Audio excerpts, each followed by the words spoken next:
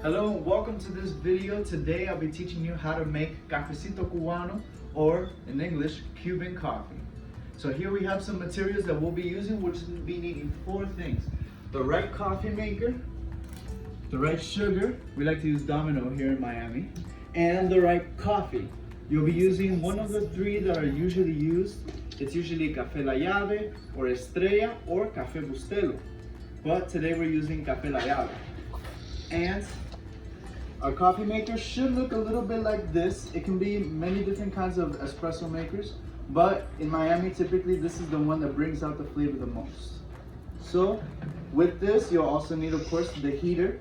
You can use an electronic one or the stove top. That one will bring up the heat and make the coffee the same exact way. So here's a little bit of how the coffee maker should work if you want to use this one here. This is the one we'll be using today. There's three different important parts that create the anatomy of the coffee maker. First one is this, the base, where we'll be putting in the water. You'll want to put just enough water so that the tip there is not covered in water. Just below that tip, we'll be filling it up with water. Just below the tip, you're gonna wanna put the water. And now, right here on top of this filter, we'll be putting in the coffee. You'll see that the filter is a little bigger than normal. That's because for Cuban coffee, we use a lot of coffee and we like to squeeze it down. So try to squeeze the coffee down on the filter when adding it, so that way the coffee comes out a lot stronger. So come over here to see how I'm putting it.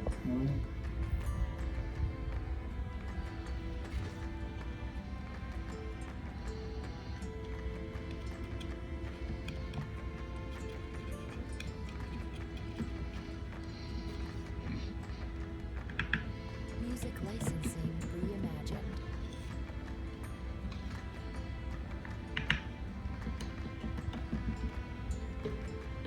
Perfect. I made a little mess here, but that's okay. You want to make sure it's just below the tip.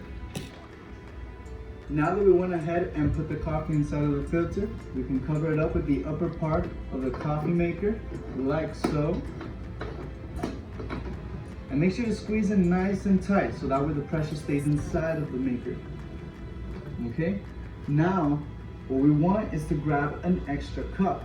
What we're going to do with this extra cup is grab the sugar and put the sugar in the cup. And we're gonna go ahead and put 2 to 3 tablespoons, depending on how you like your coffee. Music licensing reimagined. Now, with the sugar in this cup, we're gonna go ahead and start heating up the coffee, like so.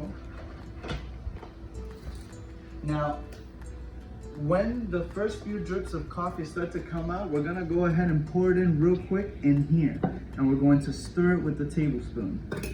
The secret to that is that it creates the foam. When we create the foam is very sugary and has a great taste. And then once we finish pouring out the rest of the coffee, we're gonna pour it all in the cup, and it's going to have such a good mixture. It's gonna have an amazing, strong Cuban coffee taste. Take it.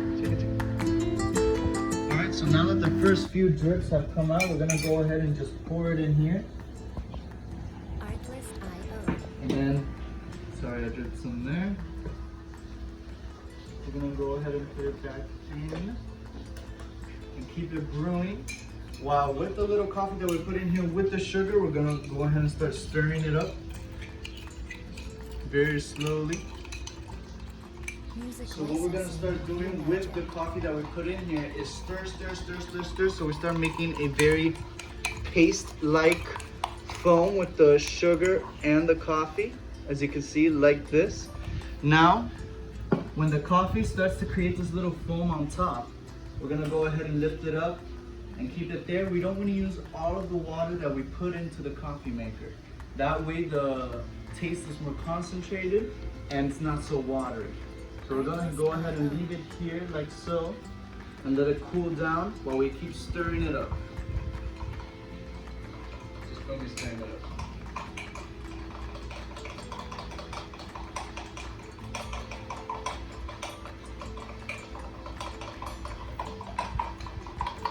Music licensing reimagined.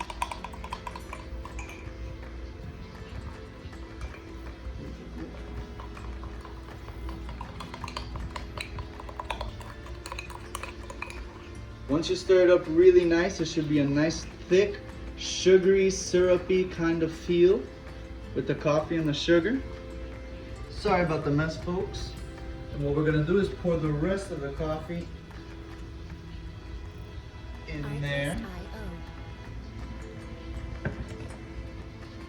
Ladies and gentlemen, please do not drink a mug of Cuban coffee. This is to be shared within a party of like 10 people. And now, as you can see here, there's a lot of what's rising up right there is a combination of the sugar, the coffee, that little foam, that thick layer right there. If we hadn't have put the little pour of coffee into the sugar and stirred it up, that little thick layer of foam would not have happened. And that's what gives it a nice sugary feel right before the strong taste of the coffee kicks in. And that, ladies and gentlemen, is how you enjoy a Cuban cafecito.